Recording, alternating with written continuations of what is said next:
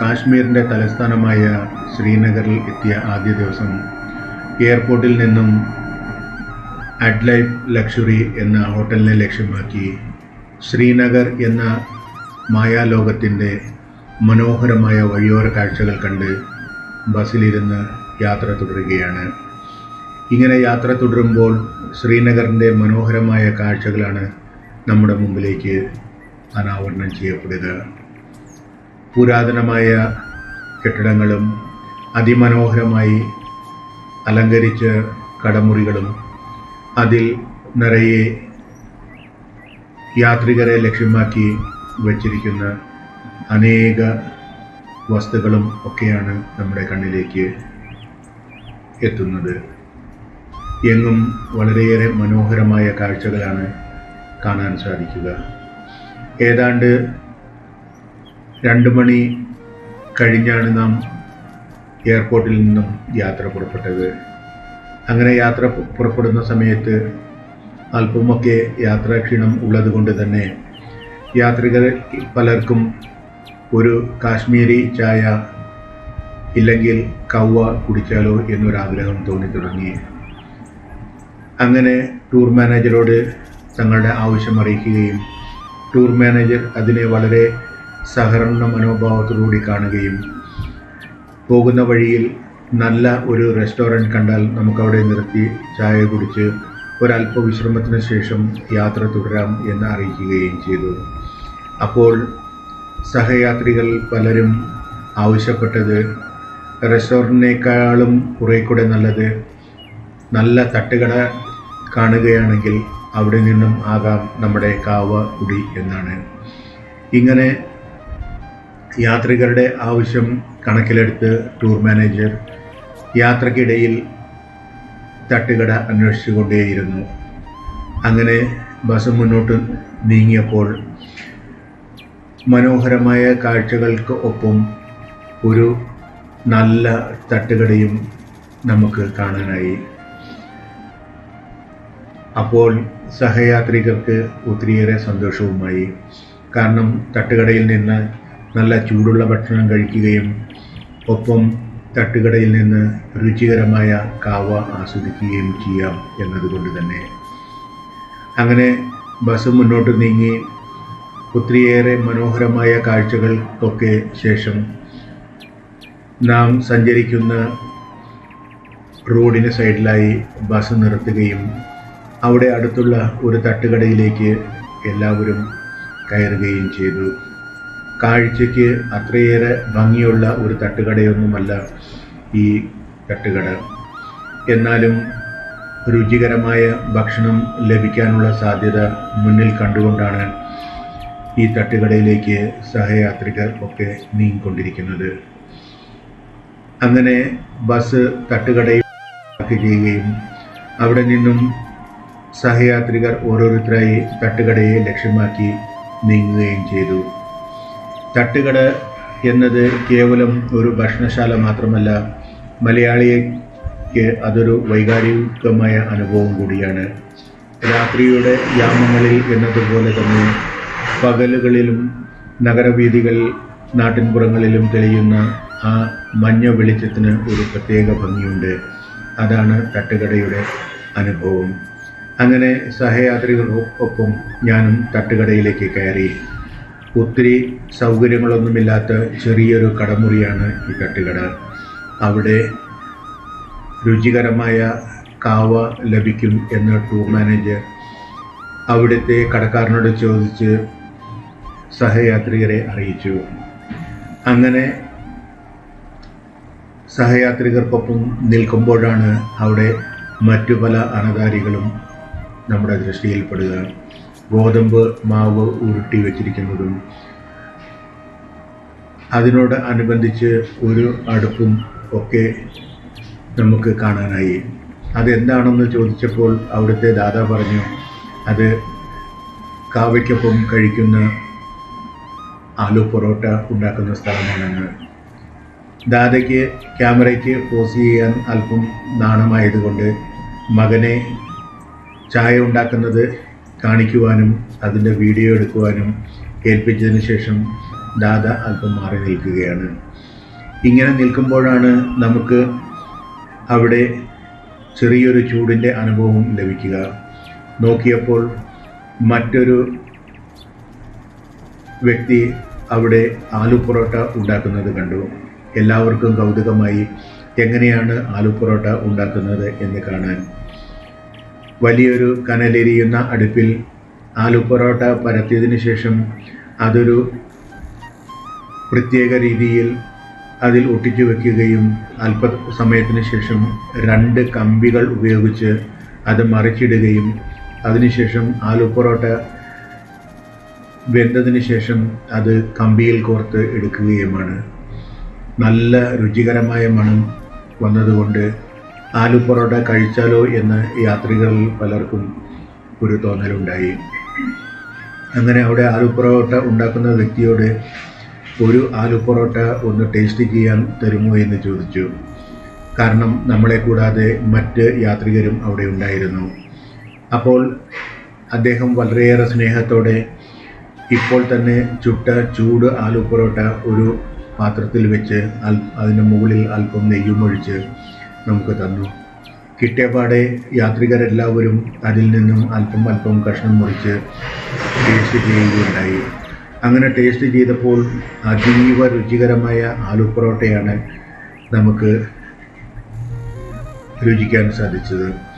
അങ്ങനെ ആലു പൊറോട്ടയും അവിടുത്തെ കാവയും ഒക്കെ കഴിച്ച് അവിടെ നിന്നും യാത്ര പുറപ്പെടുമ്പോൾ തട്ടുകടയുടെ ആ അതീവ രുചിയാണ് എൻ്റെ ഓർമ്മയിൽ കൂടി കടന്നു പോകുന്നത്. നമ്മുടെ ഭക്ഷണ സംസ്കാരത്തിൻ്റെ അവിഭാജ്യ ഘടകമാണ് തട്ടുകടകൾ.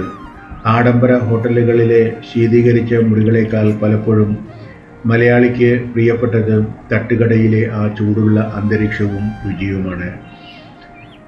കല്ലിൽ തട്ടിപ്പരത്തുന്ന പൊറോട്ടയുടെയും എരിവുള്ള ബീഫ് മണക്കുന്ന ഓംലെറ്റിൻ്റെയും ഗന്ധം ഏതൊരു മലയാളിയെയും തട്ടുകടയിലേക്ക് ആകർഷിക്കും. ചൂടുള്ള കാവയും ചുക്കുകാപ്പിയും കട്ടൻ ചായയും ആ രുചിക്ക് പൂർണ്ണത നൽകുന്നു. പാചകം ചെയ്യുന്ന പാത്രത്തിൻ്റെ ശബ്ദവും തട്ടുംപുറത്തെ താളം, അവിടെയുള്ള തിരക്കും ഒരു പ്രത്യേക താളമാണ്. കടകളുടെ ഏറ്റവും വലിയ പ്രത്യേകത അത് എല്ലാവർക്കും വേണ്ടിയുള്ളതാണ് എന്നതാണ്. പണക്കാരനെന്നോ പാവപ്പെട്ടവനെന്നോ വ്യത്യാസമില്ലാതെ ഒരേ ബെഞ്ചിലിരുന്ന് ഭക്ഷണം കഴിക്കുന്ന കാഴ്ച മനുഷ്യത്വത്തിൻ്റെ വലിയൊരു പാഠം നമുക്ക് നൽകുന്നു. രാത്രി ഷിഫ്റ്റ് കഴിഞ്ഞു വരുന്ന ജോലിക്കാരും യാത്രക്കാരും വിദ്യാർത്ഥികളും ഒരുപോലെ ഈ ഇടത്തെ സ്നേഹിക്കുന്നു എന്നതാണ് ഇതിൻ്റെ ഒരു മഹാത്മ്യം. നഗരങ്ങൾ ഉറങ്ങുമ്പോഴും ഉണർന്നിരിക്കുന്ന ഇടങ്ങളാണ് ഈ തട്ടുകടകൾ. കഠിനമായ പകലുകൾക്ക് ശേഷം ആളുകൾ ഒത്തുചേരുന്ന, വിശേഷങ്ങൾ പങ്കുവയ്ക്കുന്ന ഒരു സാമൂഹിക ഇടം കൂടിയാണ് ഈ തട്ടുകടകൾ. ഓരോ തട്ടുകടയ്ക്കും പറയാൻ ഒരുപാട് കഥകൾ ഉണ്ടാകും. ഇവിടെ വരുന്ന മനുഷ്യരുടെ ജീവിത കഥകൾ. ചുരുക്കത്തിൽ തട്ടുകട എന്നത് കുറഞ്ഞ ചെലവിൽ വയറും മനസ്സും നിറയ്ക്കുന്ന ഒരിടമാണ്. അത് നമ്മുടെ നാടിൻ്റെ തനിമയും സാധാരണക്കാരൻ്റെ ജീവിതത്തിനോടുള്ള ചേർത്ത് നിർത്തലും ഒക്കെയാണ് വിളിച്ചോതുന്നത്. ഇങ്ങനെ തട്ടുകടയെപ്പറ്റി ഞാൻ ചിന്തിച്ചു കൊണ്ടിരിക്കുമ്പോൾ സഞ്ചരിക്കുന്ന ബസ് നമ്മുടെ ഹോട്ടലിനെ ലക്ഷ്യമാക്കി മുന്നോട്ട് നീങ്ങുകയാണ്. അപ്പോൾ ഞാൻ ചിന്തിക്കുന്നത് ഈ തട്ടുകടയിൽ നിന്നും കഴിച്ച ആലു പൊറോട്ട എന്ന അതീവ രുചികരമായ വസ്തുവാണ്. ഉരുളക്കിഴങ്ങ് വേവിച്ച് ഉടച്ച് മസാലകൾ ചേർത്ത് ചുട്ടെടുക്കുന്ന ഒരു ഉത്തരേന്ത്യൻ വിഭവമാണ് ഈ ആലു പൊറോട്ട. ഇന്ന് മലയാളികൾക്കിടയിലും ഇത് വളരെ ജനപ്രിയമാണ്. ഗോതമ്പ് മാവിൽ ആവശ്യത്തിന് ഉപ്പും വെള്ളവും ചേർത്ത് ചപ്പാത്തിക്ക് കുഴയ്ക്കുന്നത് പോലെ നന്നായി കുഴച്ച് 20 മിനിറ്റ് വെക്കണം. വേവിച്ച ഉരുളക്കിഴങ്ങുകളിലേക്ക് പച്ചമുളക്, ഇഞ്ചി, വെളുത്തുള്ളി പേസ്റ്റ്, മല്ലിയില, മസാലപ്പൊടികൾ, ആവശ്യത്തിന് ഉപ്പ് എന്നിവ ചേർത്ത് നന്നായി ഇതിനെ യോജിപ്പിക്കണം. കുഴച്ച് വെച്ചിരിക്കുന്ന മാവിൽ നിന്ന് ചെറിയ ഉരുളകൾ എടുത്ത് കൈകൊണ്ട് അല്പം പരത്തുക. ഇതിൻ്റെ നടുവിൽ തയ്യാറാക്കി വെച്ചിരിക്കുന്ന ഉരുളക്കിഴങ്ങ് മസാലയുടെ ഒരു ചെറിയ ഉരുള വെച്ച് മാവ് കൊണ്ട് 4 ഭാഗവും മൂടിയതിനു ശേഷം ഇതല്പം ഗോതമ്പ് പൊടി തൂവി സാവധാനം ചപ്പാത്തിയുടെ വലിപ്പത്തിൽ പരത്തിയെടുക്കുക. ഒരു താവ ചൂടാക്കി പരത്തി വെച്ചിരിക്കുന്ന പൊറോട്ട അതിലേക്കിടുക. രണ്ടു വശവും അല്പം നെയ്യോ എണ്ണയോ തടവി സ്വർണ്ണ നിറമാകുന്നതുവരെ അത് ചുട്ടെടുക്കുക. ഇങ്ങനെ ചുട്ടെടുത്ത ആലു പൊറോട്ട തൈര് അഥവാ അച്ചാർ അല്ലെങ്കിൽ വെണ്ണ എന്നിവ ചേർത്ത് കഴിക്കാൻ അതീവ രുചികരമാണ്. രാവിലത്തെ ഭക്ഷണമായോ രാത്രി ഭക്ഷണമായോ ഇല്ലെങ്കിൽ ഇടവേളകളിലെ ഭക്ഷണമായോ ഇവ നമുക്ക് കഴിക്കാവുന്നതാണ്. ഇങ്ങനെ നാം ബസ്സിൽ സഞ്ചരിച്ച് ഇപ്പോൾ എത്തിയിരിക്കുന്നത് ജേലം നദിക്കരയിലാണ്.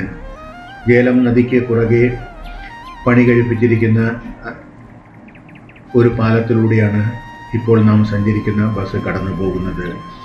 ഭാരതത്തിലെയും പാകിസ്ഥാനിലെയും പ്രധാനപ്പെട്ട നദികളിലൊന്നാണ് ജലം നദി. സിന്ധു നദിയുടെ പ്രധാനപ്പെട്ട 5 പോഷക നദികളിൽ ഒന്നുകൂടിയാണിത്. ജലം നദി ജമ്മു കാശ്മീരിലെ അനന്ത്നാഗ് ജില്ലയിലുള്ള വെരിനാഗ് എന്ന സ്ഥലത്തെ അരുവിയിൽ നിന്നാണ് ഉത്ഭവിക്കുന്നത്. കാശ്മീർ താഴ്വരയിലൂടെ ഒഴുകുന്ന ഈ നദി ശ്രീനഗർ നഗരത്തിലൂടെയും പ്രശസ്തമായ ഉളാർ തടാകത്തിലൂടെയും കടന്നു പോകുന്നു. തുടർന്ന് ഇത് പാകിസ്ഥാനിലേക്ക് പ്രവേശിക്കുന്നു. പാകിസ്ഥാനിലെ പഞ്ചാബ് പ്രവിശ്യയിൽ വെച്ച് ഈ നദി ചെനാബ് നദിയുമായി ചേരുന്നു.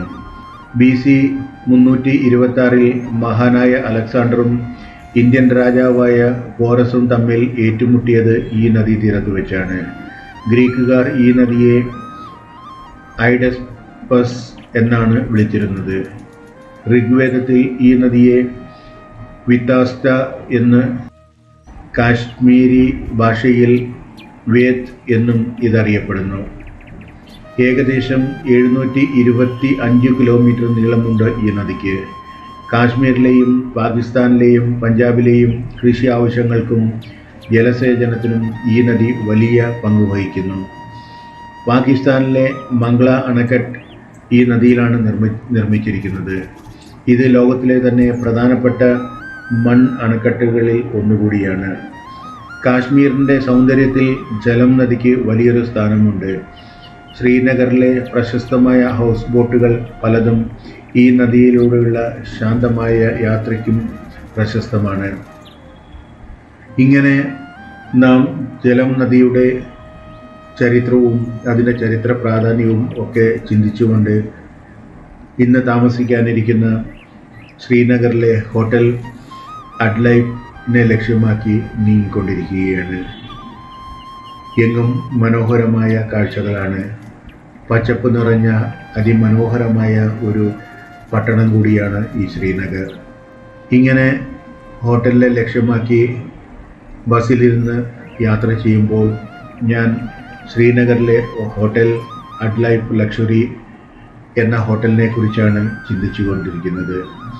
വിനോദസഞ്ചാരികൾക്കും ബിസിനസ് യാത്രക്കാർക്കും അനുയോജ്യമായ ഒരു 3 സ്റ്റാർ ഹോട്ടലാണ് ഈ ഹോട്ടൽ അഡ്ലൈഫ് ലക്ഷറി. ശ്രീനഗറിലെ മുനാവർ ആബാദ് എന്ന സ്ഥലത്താണ് ഈ ഹോട്ടൽ സ്ഥിതി ചെയ്യുന്നത്. ദാൽ തടാകം, സീറോ ബ്രിഡ്ജ് തുടങ്ങിയ പ്രധാന വിനോദസഞ്ചാര കേന്ദ്രങ്ങൾ ഇവിടെ അടുത്താണ് സ്ഥിതി ചെയ്യുന്നത് എന്നതാണ് ഈ ഹോട്ടലിനെ ഏറെ പ്രാധാന്യമുള്ളതാക്കുന്നത്. വിശാലവും ആധുനികവുമായ രീതിയിൽ സജ്ജീകരിച്ചിട്ടുള്ള മുറികളാണ് ഇവിടെ ലഭ്യമാകുന്നത്. സിറ്റി വ്യൂ ഉള്ള ബാൽക്കണികൾ, ഫ്ലാറ്റ് സ്ക്രീൻ TV, ചായ, കോഫി മേക്കർ, വൈഫൈ തുടങ്ങിയ സൗകര്യങ്ങൾ ഓരോ മുറിയിലുമുണ്ട്. ഫാമിലി റൂമുകളും സൂട്ട് റൂമുകളും ഇവിടെ ലഭ്യമാണ് എന്നതാണ് ഈ ഹോട്ടലിൻ്റെ ഏറ്റവും വലിയ പ്രത്യേകത. ഹോട്ടലിനുള്ളിൽ തന്നെ ഒരു റെസ്റ്റോറൻറ്റ് പ്രവർത്തിക്കുന്നുണ്ട്. കാശ്മീരി വിഭവങ്ങൾക്ക് പുറമെ ഇന്ത്യൻ, ചൈനീസ് വിഭവങ്ങളും ഇവിടെ ലഭ്യമാണ്. ഹോട്ടലിലെ എല്ലാ ഭാഗങ്ങളും സൗജന്യ വൈഫൈ സൗകര്യം ലഭ്യമാക്കിയിട്ടുണ്ട്. കാരണം പുറത്തുനിന്ന് വരുന്ന യാത്രികരെ സംബന്ധിച്ചിടത്തോളം പ്രീപെയ്ഡ് സിമ്മുകൾ ഇവിടെ പ്രവർത്തനരഹിതമാക്കുന്നതാണ്. അതുകൊണ്ട് തന്നെ ഹോട്ടലിലെ വൈഫൈ യാത്രികരെ സംബന്ധിച്ചിടത്തോളം ഒരു വലിയ അനുഗ്രഹമാണ്.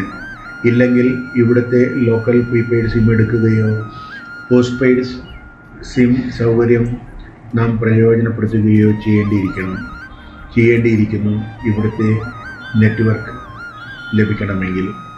അതുകൊണ്ട് തന്നെ ഹോട്ടലിലെ സൗജന്യ വൈഫൈ ഒരു വലിയ അനുഗ്രഹമായിട്ടാണ് ഇവിടം സന്ദർശിക്കുന്ന യാത്രികർ കണക്കാക്കുന്നത്. സ്വന്തമായി വാഹനവുമായി എത്തുന്നവർക്ക് ആവശ്യമായ സൗജന്യ പാർക്കിംഗ് സൗകര്യവുമുണ്ട് ഈ ഹോട്ടലിന്. 24 മണിക്കൂറും പ്രവർത്തിക്കുന്ന ഫ്രണ്ട് ഡെസ്കും റൂം സർവീസും ഈ ഹോട്ടലിൻ്റെ മറ്റൊരു പ്രത്യേകതയാണ്. വിമാനത്താവളത്തിലേക്കുള്ള യാത്രയ്ക്കും മറ്റും ഹോട്ടൽ അധികൃതർ സഹായം നൽകി വരുന്നു. ഹീറ്റർ ശൈത്യകാലത്ത് ലഭ്യമാണ്.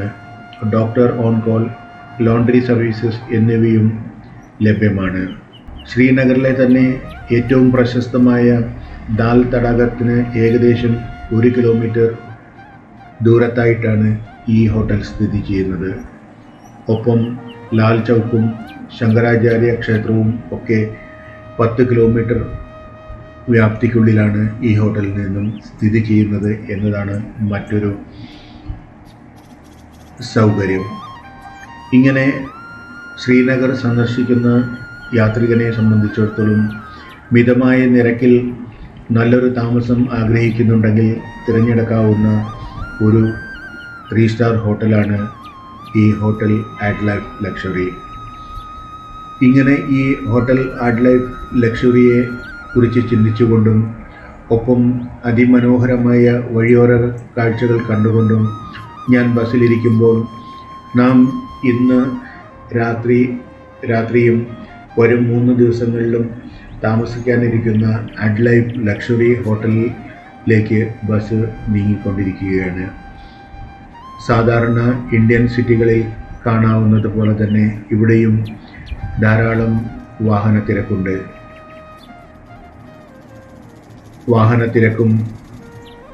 ട്രാഫിക് ബ്ലോക്കും ഒക്കെ ഇവിടെ പതിവുമാണ്. കാരണം പുരാതന നഗരമായതുകൊണ്ട് തന്നെ നഗരത്തിനുള്ളിലെ വീതി കുറഞ്ഞതും സൗകര്യം നന്നേ കുറവുള്ളതുമാണ്. ഒപ്പം റോഡിന് ഇരുവശങ്ങളിലുമായി തലങ്ങും വിലങ്ങും പാർക്ക് ചെയ്തിരിക്കുന്ന വാഹന സഞ്ചാരത്തെ കാര്യമായി തന്നെ ബാധിക്കുന്നുണ്ട് എന്നതാണ് മറ്റൊരു സത്യം. യാത്രികർക്ക് ആവശ്യമായ ധാരാളം വസ്തുക്കൾ വിൽക്കുന്ന ഒത്തിരിയേറെ കടകളാണ് റോഡിന് ഇരുവശവും നമുക്ക് കാണാൻ സാധിക്കുക. ആധുനിക നിർമ്മിതികൾ തുലവും തുച്ഛമാണ്. കാരണം ഇത്രയും നാൾ ഭീകരവാദവും മറ്റും നിലനിന്നിരുന്നത് കൊണ്ട് തന്നെ ഇവിടേക്കുള്ള യാത്രികരുടെ ഒഴുക്ക് വളരെ കുറവായിരുന്നത് കൊണ്ടും മാത്രം ഈ നഗരം ആധുനിക സൗകര്യങ്ങൾ എത്തിപ്പെടാൻ ഏറെ വൈകിയ ഒരു നഗരം കൂടിയാണ്. ഇങ്ങനെ ബസ്സിലിരുന്ന് യാത്ര ചെയ്ത് നാം ഇപ്പോൾ എത്തിച്ചേരുന്നത് ഹോട്ടൽ ആഡ്ലൈഫ് ലക്ഷറി എന്ന 3 സ്റ്റാർ ഹോട്ടലിലേക്കാണ്. ഈ ഹോട്ടലിന് മുമ്പിലായി കുട്ടികൾ ബാറ്റ് കളിക്കുന്നതും നമുക്ക് കൗതുകമുണർത്തി. മനോഹരമായി ഒരുക്കിയിരിക്കുന്ന ലോഞ്ചിലേക്കാണ് ഇപ്പോൾ എത്തിച്ചേർന്നിരിക്കുന്നത്. വലിയ ഷാൻലിയറുകളും ഒപ്പം നന്നായി ഇൻറ്റീരിയർ ചെയ്ത് ലൈറ്റപ്പ് ചെയ്തിരിക്കുന്ന ഇവിടുത്തെ മനോഹരമായ കാഴ്ചകളാണ് സഹയാത്രികർക്കൊപ്പം ഞാനും ക്യാമറയിൽ വീഡിയോയായും ഫോട്ടോയായും പകർത്തുന്നത്. എത്തിയ യാത്രികരെല്ലാവരും തങ്ങളുടെ മുറികൾ അലോട്ട് ചെയ്യുന്നതിനായി ഈ ലോഞ്ചിൽ കാത്തു നിൽക്കുമ്പോൾ റൂം അലോട്ട്മെൻറ്റിനായി ഇന്നത്തെ റെസ്റ്റിനായി ഹോട്ടലിൻ്റെ ലോബിയിൽ നാം കാത്തു നിൽക്കുകയാണ്.